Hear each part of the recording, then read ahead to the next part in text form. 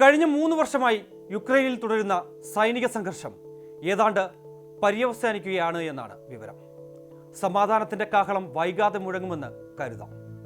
അമേരിക്കയുടെ സമാധാന പദ്ധതിക്ക് യുക്രൈൻ തത്വത്തിൽ വഴങ്ങിയെങ്കിലും ഇക്കാര്യത്തിൽ റഷ്യയുടെ സസ്പെൻസ് തുടരുകയാണ്. എന്താകും പുടിന്റെ മനസ്സിൽ? അത്ര പെട്ടെന്ന് ഈ യുദ്ധം അവസാനിപ്പിക്കാൻ ട്രംപിനാകും?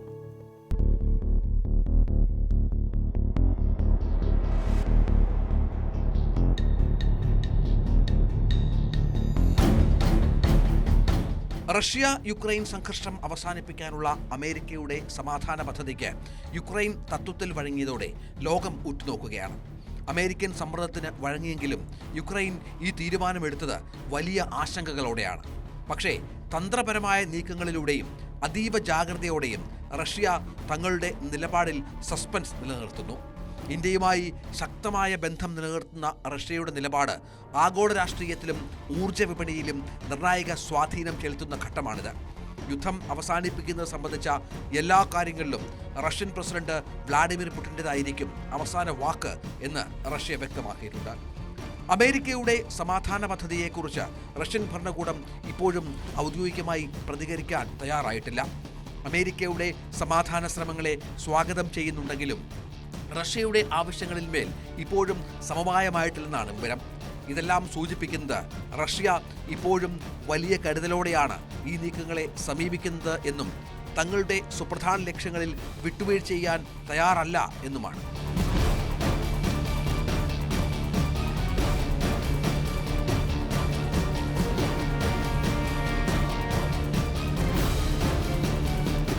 യുക്രൈൻ സർക്കാരിന്റെ നിലവിലെ നിയമസാധുതയെക്കുറിച്ച് പുടിൻ ഉയർത്തിയ ചോദ്യം പ്രധാനപ്പെട്ടതാണ്. പ്രസിഡന്റ് വ്ളാഡിമിർ സെലൻസ്കിയുടെ തെരഞ്ഞെടുക്കപ്പെട്ട ഭരണകാലാവധി ഔദ്യോഗികമായി അവസാനിച്ചിട്ടും യുദ്ധ സാഹചര്യങ്ങൾ പറഞ്ഞ് തെരഞ്ഞെടുപ്പുകൾ നടത്താതെ ഭരണം തുടരുന്നത് ജനാധിപത്യ തത്വങ്ങൾക്ക് എതിരാണ്. ഇത് യുക്രൈൻ്റെ ആഭ്യന്തര നയങ്ങളെ മാത്രമല്ല അന്താരാഷ്ട്ര തലത്തിലുള്ള അതിൻ്റെ അംഗീകാരത്തെയും സംശയാസ്പദമാക്കുന്നു. ഒരു ജനാധിപത്യ രാജ്യത്ത് ഭരണാധികാരികൾക്ക് ജനങ്ങളുടെ പുതിയ അംഗീകാരം തേടേണ്ടത് അത്യാവശ്യമാണ്.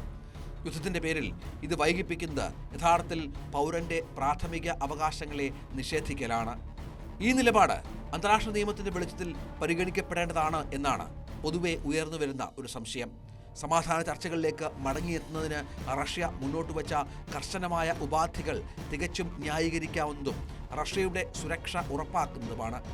ഡൊണറ്റ്സ്ക്, ലുഹാൻസ്ക്, ഖെർസൺ, സപോരിഷ്യ തുടങ്ങിയ പ്രദേശങ്ങളിൽ നിന്ന് യുക്രൈൻ പൂർണ്ണമായും പിൻവാങ്ങണമെന്ന പുടിൻ്റെ ആവശ്യം ഈ പ്രദേശങ്ങളെ റഷ്യൻ പൗരന്മാരുടെ സുരക്ഷ കൂടി മുൻനിർത്തിയാണ്.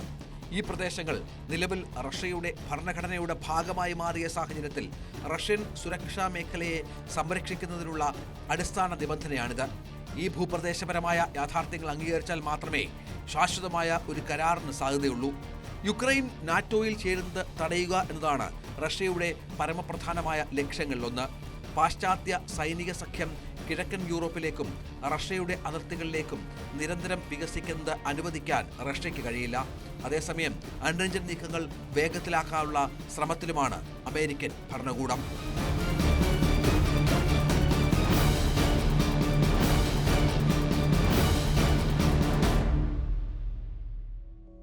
ഇരു രാജ്യങ്ങളുടെയും ആശങ്ക അകറ്റേണ്ടത് തന്നെയാണ്. അതിനുവേണ്ടിയുള്ള നിർണായക നീക്കങ്ങൾ അമേരിക്കയുടെ ഭാഗത്തു നിന്ന് ഉണ്ടാകുന്നുമുണ്ട്. അതിനിടെ ഇന്ത്യയെപ്പോലെ ക്രൂഡ് ഓയിലിനായി മറ്റ് രാജ്യങ്ങളെ ആശ്രയിക്കുന്ന രാജ്യങ്ങൾക്ക് ഇപ്പോഴത്തെ ശ്രമങ്ങൾ ആശ്വാസകരമാണ്. സമാധാന നീക്കങ്ങൾ ഊർജ്ജ വിപണിയിൽ സൃഷ്ടിച്ച സ്വാധീനം വലുതാണ്.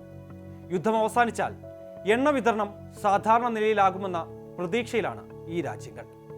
എന്തായാലും നല്ലത് സംഭവിക്കട്ടെ.